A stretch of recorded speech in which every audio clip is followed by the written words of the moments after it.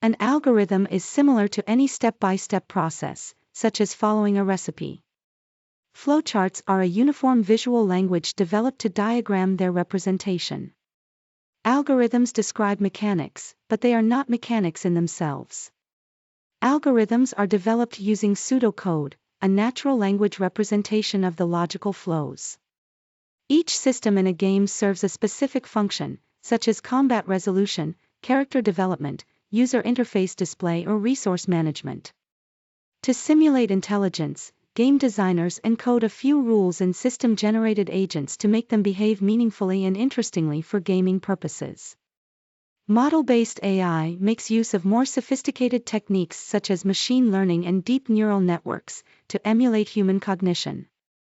If there are no constraints on the player in terms of time or resources, then the game allows for freeform creative play.